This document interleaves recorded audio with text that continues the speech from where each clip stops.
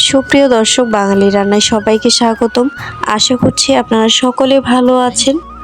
আজকে আমি কুমড়া কচুর ডাঁটার একটা রেসিপি দেখাবো। তাহলে চলুন রেসিপিতে যাই। তো প্রথমে আমি এখানে চিংড়ি মাছ ভেজে নিচ্ছি। চিংড়ি মাছটা অপশনাল, আপনারা চাইলে দিতেও পারেন, না দিতেও পারেন। আমি জাস্ট স্মেলের জন্য এটা দেব, তাই আমি এটা ভেজে নিচ্ছি।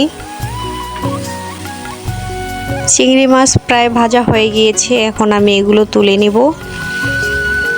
আমি একটা চামচের সাহায্যে সবগুলো মাছ তুলে নিচ্ছি। এবার আমি এর মধ্যে পেঁয়াজ কুচি দিয়ে দিলাম, একটুখানি তেল দিয়ে দেব। পেঁয়াজগুলো একটু ভেজে নেওয়ার পর এর মধ্যে আমি সবজিগুলো দিয়ে দিব। পেঁয়াজটা খুব বেশি ভাজা যাবে না, হালকাভাবে ভাজতে হবে। তো এর মধ্যে আমি কুমড়ো, কচুরমুখী আর ডাঁটাগুলো দিয়ে দিব। আমি সবজিগুলো একটু উল্টে পাল্টে নিচ্ছি, কারণ অনেকগুলো সবজি। এবার এর মধ্যে পরিমাণ মতো লবণ দিয়ে দিচ্ছি, পরিমাণ মতো হলুদ গুঁড়োও দিয়ে দিচ্ছি। এরপরে এখানে আদা দিয়ে দিলাম আর রসুন বাটা একটুখানি দিয়ে দিলাম। এবার সবজিগুলো খুব ভালোভাবে নেড়ে চেড়ে নেব। এবার আমি সবজিগুলো একটুখানি জল দিয়ে সেদ্ধ করে নেব। একটা ঢাকনা দিয়ে 5 মিনিটের মতো ঢেকে রাখবো। তো ফিরে এলাম 5 মিনিট পর। দেখুন সবজিগুলো প্রায় সিদ্ধ হয়ে গিয়েছে। এখন আমি খুব ভালোভাবে কষিয়ে নেব। এবার আমি মরিচ বাটা দিয়ে দিলাম।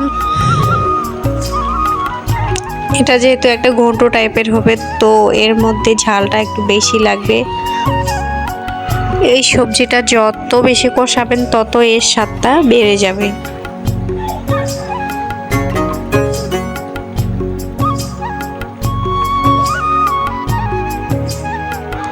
তো এভাবে কিছুক্ষণ কষিয়ে নেওয়ার পর দেখুন সবজিটা একেবারেই রসটা শুকিয়ে গিয়েছে। আমি একেবারে ভাজা ভাজা করে ফেলেছি। তো এভাবে আমার পুরো কষানো হয়ে গিয়েছে। এবার এর মধ্যে আমি জল দিয়ে দিব।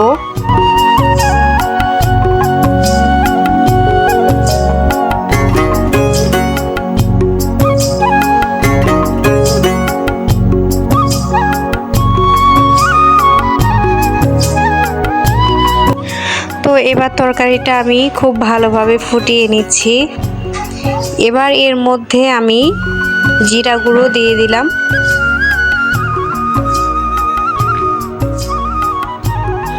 আর একটুখানি চিনি দিয়ে দিচ্ছি। এরপরে ভেজে রাখা চিংড়ি মাছগুলো এখানে দিয়ে দেব।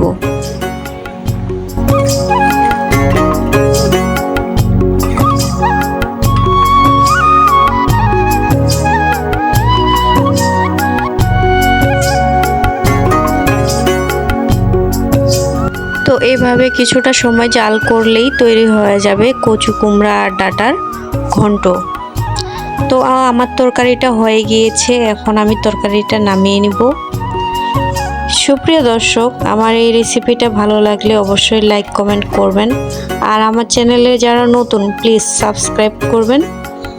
আর দেখা হবে পরবর্তী কোনো ভিডিওতে। ততক্ষণ পর্যন্ত ভালো থাকবেন, সুস্থ থাকবেন। ধন্যবাদ সবাইকে।